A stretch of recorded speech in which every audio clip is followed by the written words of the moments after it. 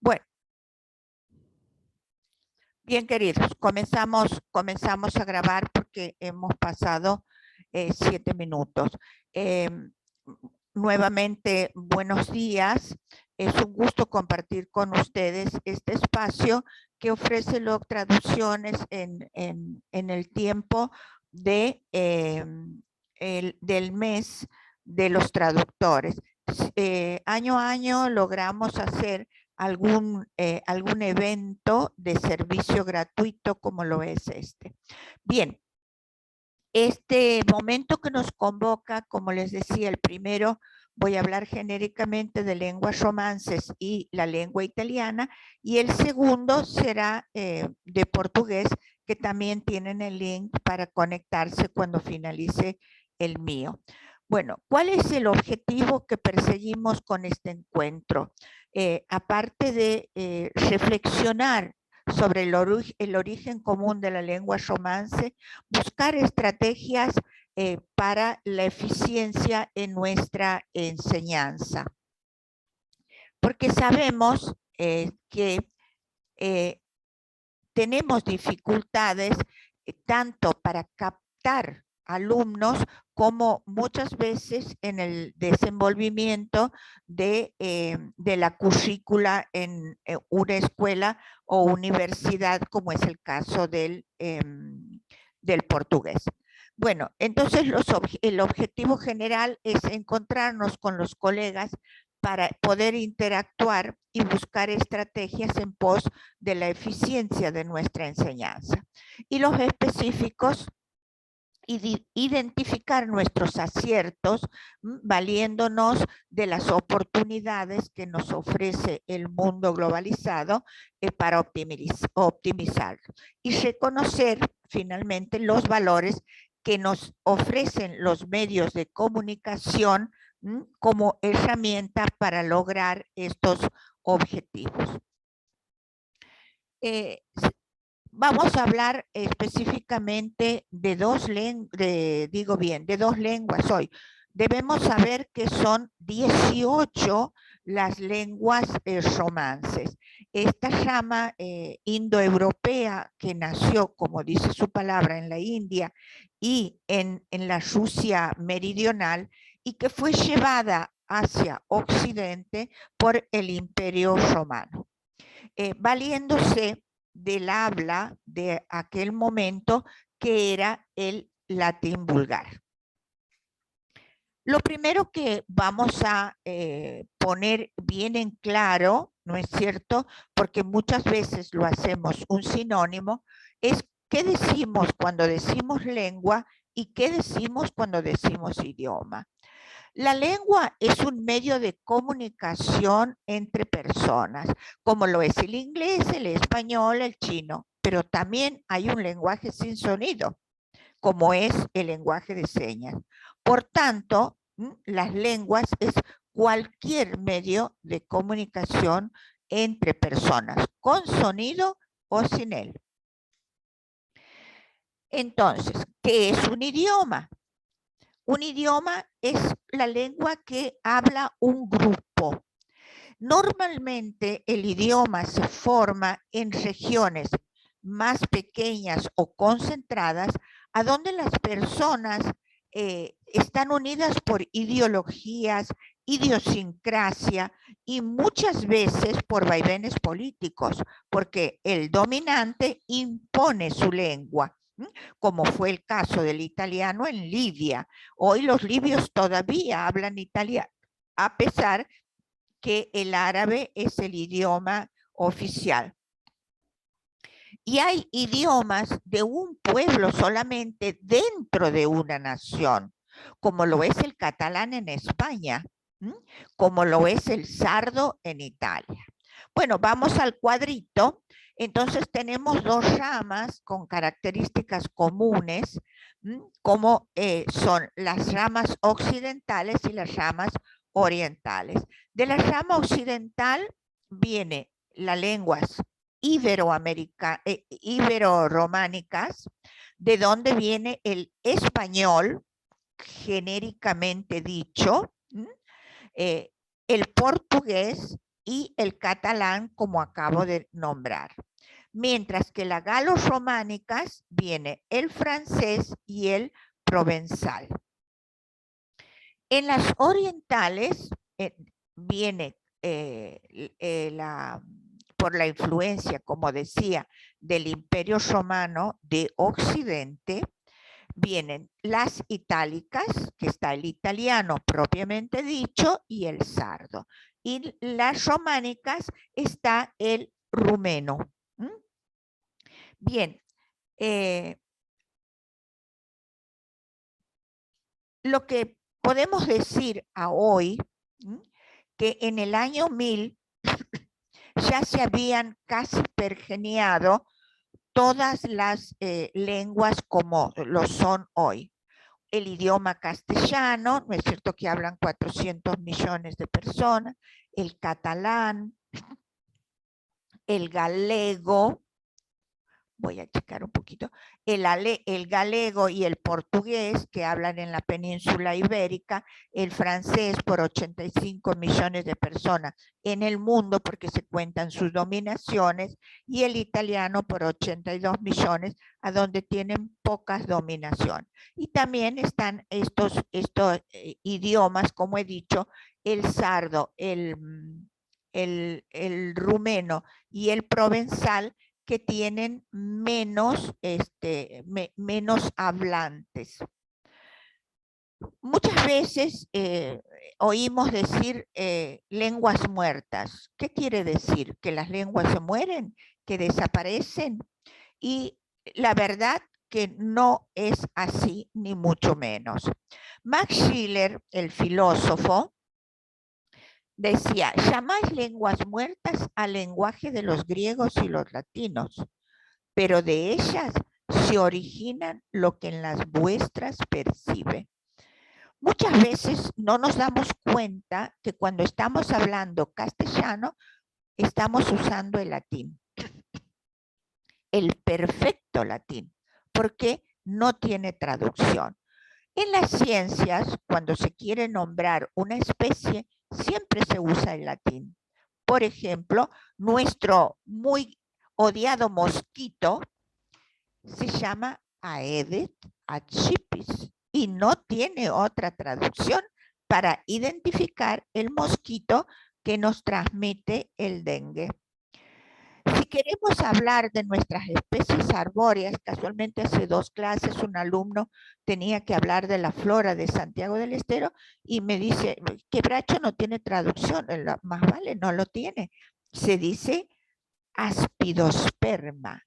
Si yo quiero hablar del quebracho colorado, acá como flora de Santiago del Estero.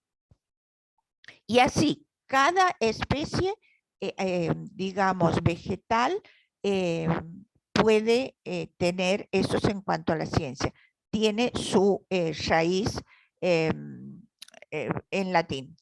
Si vamos a las leyes, son innumerables las palabras en latín: status quo, ipso facto, disic, para poner dijo, cuando se está transcribiendo un diálogo o una expresión. A priori, a posteriori, ad hoc, apropiado para esto, in situ, bueno, infinidades que nosotros cotidianamente lo usamos.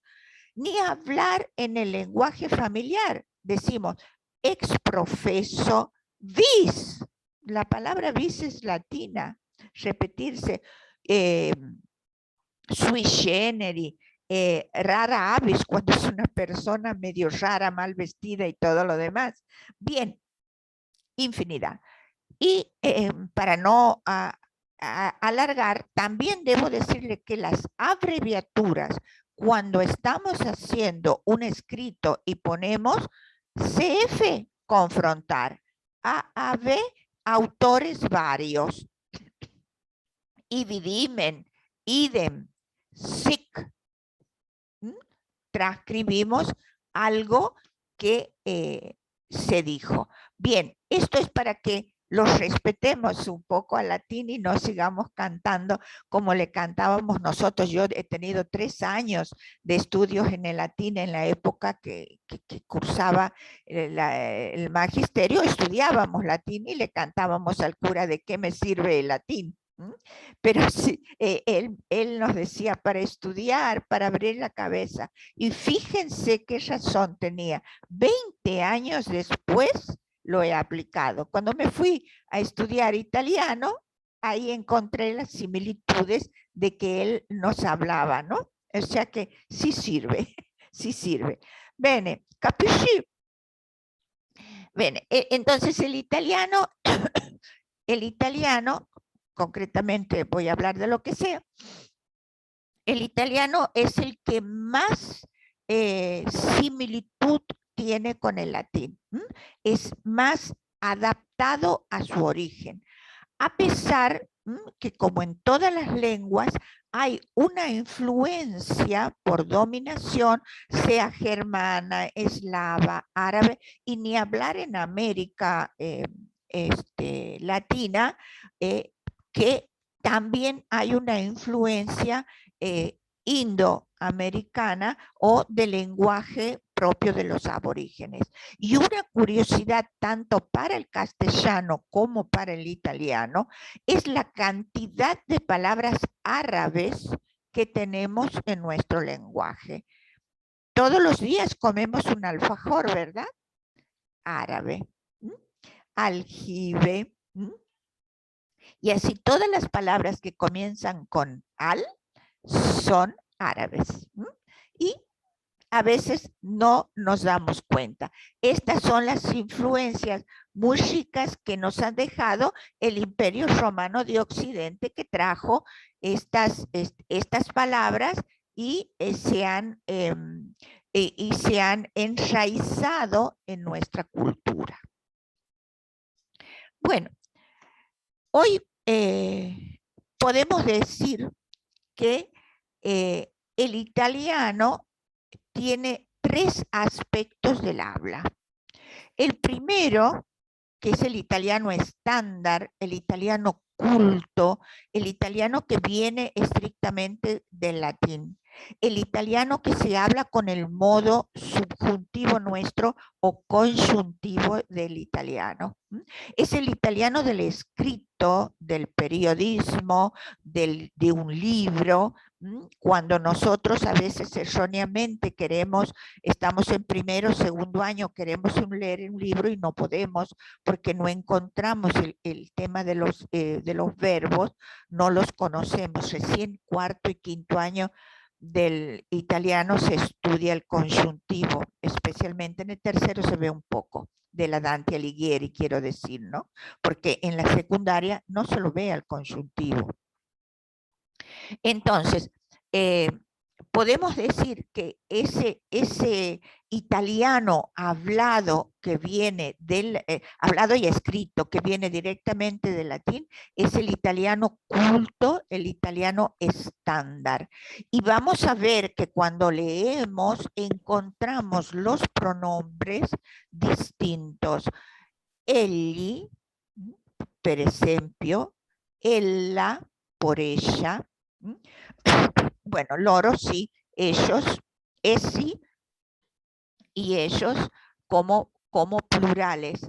Mientras que cuando nosotros usamos el neoestándar, el italiano cotidiano, el italiano que se habla en familia o a veces en la misma escuela, este italiano neoestándar tiene una evolución constante, más por la globalización de hoy, porque tiene muchísimas influencias del inglés. Todo lo que sea tecnología, computación, no se traduce en italiano. Decimos computer, decimos service. Y así, sucesivamente, todos estos términos no tienen traducción, se los dice tal cual. Entonces, muchas veces modifica las normas gramaticales cuando viene una palabra en inglés. Autobús termina en S, no va a la regla italiana, entonces modifica la regla. Decimos el o apostrofato, ¿no? L'autobus en masculino, ¿no? Porque no se adapta a la regla. Y el neoestándar solamente habla en modo indicativo, que es el más sencillo, ¿no? El modo indicativo. Nadie se hace problema por el maledetto conjuntivo, que es el que más errores de ortografía nos lleva en el italiano. Y no podemos dejar de nombrar el italiano popular. El italiano popular es el de los dialectos, aquel de que tiene una mezcla de todo un poco, de las dominaciones, tiene una mezcla del dialecto propio de la región, y que muchas veces cuando estamos de turismo no podemos comprender, por más que seamos hablantes correctos del italiano, no podemos entendernos en Nápoles, por ejemplo, porque hablan muchísimo su dialecto napolitano. Les doy un ejemplo del popular, ¿no? Que es mezcla dialectal e italiano. Francia o España, siempre que si magna. Hablaban en tiempo de la dominación.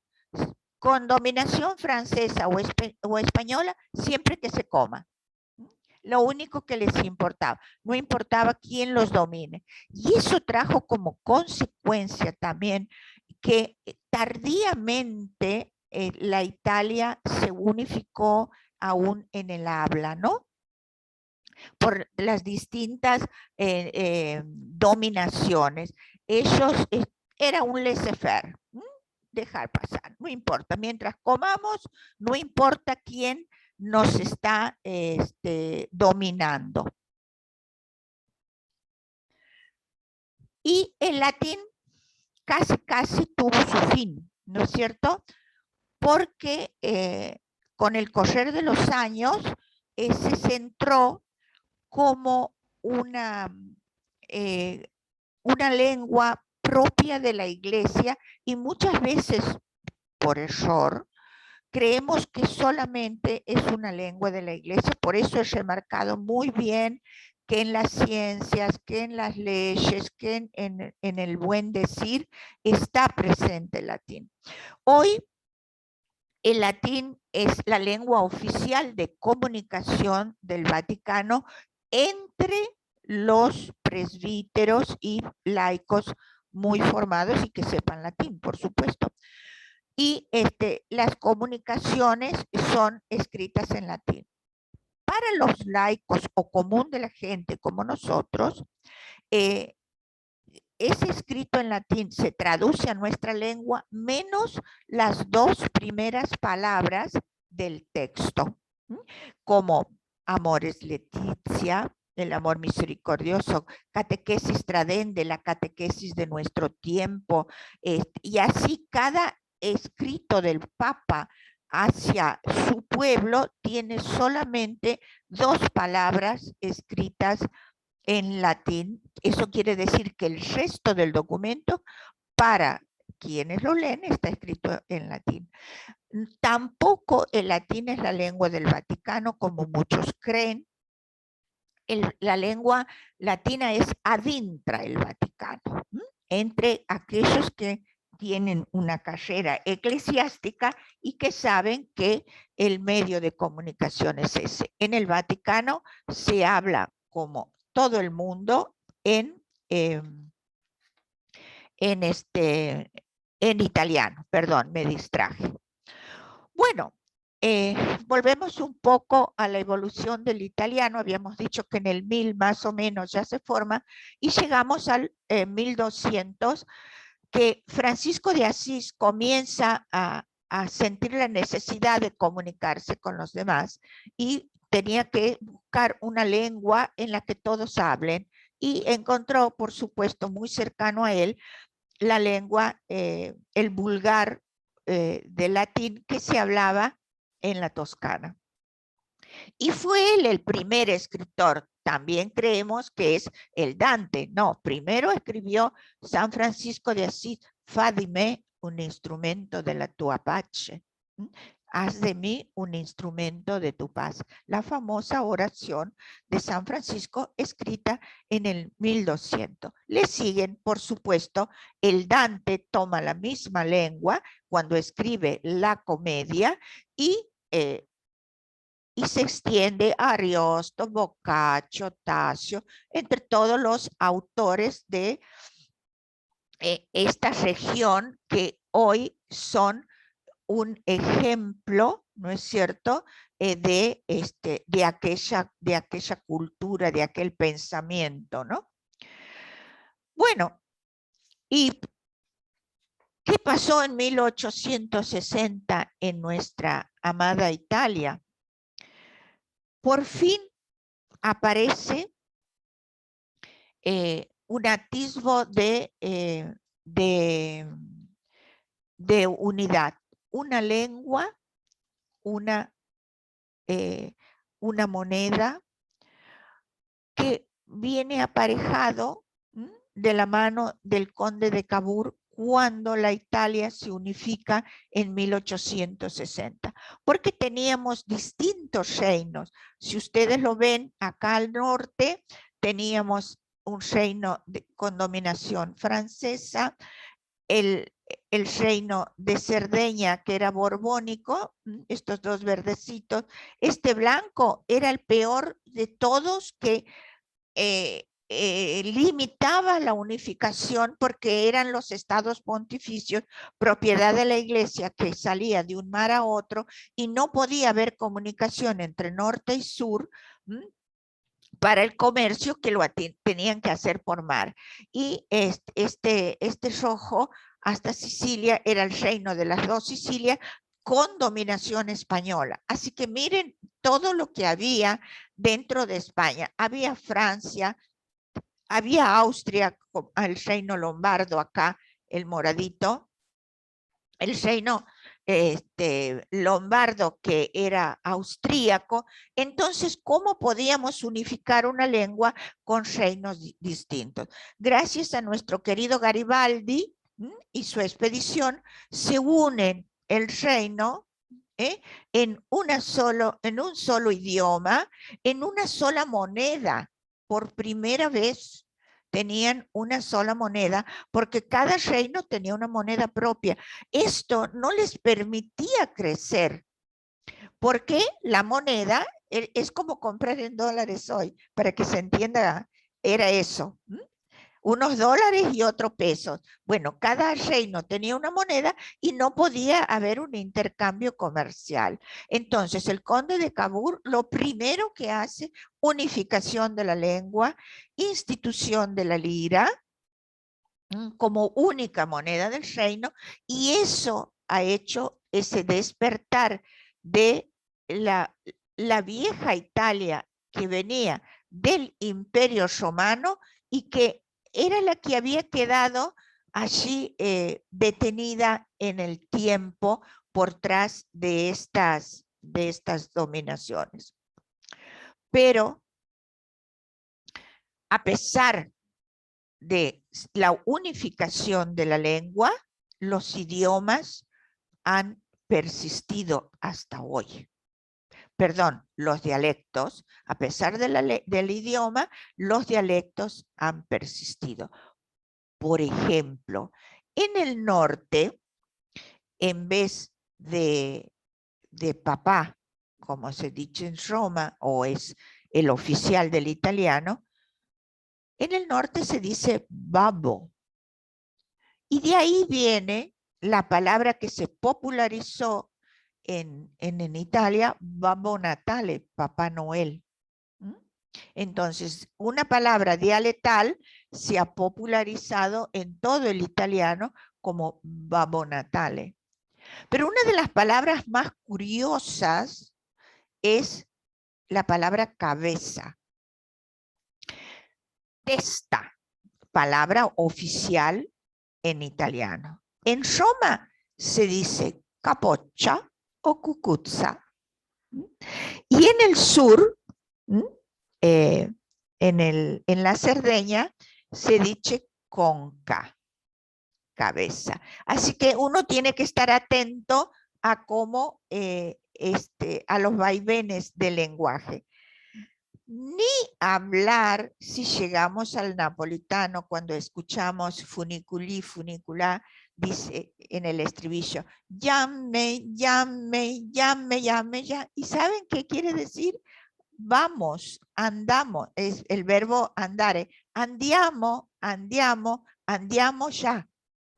Y es llame, y empieza repitiendo esto y está usando el verbo ir en castellano, andiamo en italiano. La película Amarcord, muchos tal vez nunca supieron qué quiere decir Amarcord. Amarcord es una lengua de la Romaña, de donde era Fellini. Amarcord quiere decir recuerdos. Mi recuerdo, mi recuerdo. Bueno, ya me está anunciando que me tengo que apurar. Bien, entonces, vamos a ir pensando qué vamos a hablar, castellano o español. Que quede bien claro que nosotros hablamos castellano, porque en España está el galego en Galicia, el vasco en los Pirineos, el catalán, que es un idioma propiamente dicho en Barcelona y las Islas Baleares, y el castellano en todo lo que es Castilla-La Mancha, y el primer texto escrito ha sido precisamente en castellano, como es el poema del Mío Cid. Bueno, no está, yo pensaba interactuar aquí con el profesor de francés, pero lo dejo, ¿no? Entonces, para que iba a preguntarle en qué coincidíamos con la evolución del francés. Luego lo va a hablar Luciano en la evolución del portugués. Lo dejo por falta de compañía. Entonces voy derecho a la gramática. Portugués, francés e italiano comparten el mismo orden gramatical. Sujeto, verbo, objeto. Más las preposiciones. Las tres lenguas comparten la flexión verbal. Personas, yo, tú, él, tiempo, pasado, presente, futuro y modo gramatical. Las tres tenemos eso.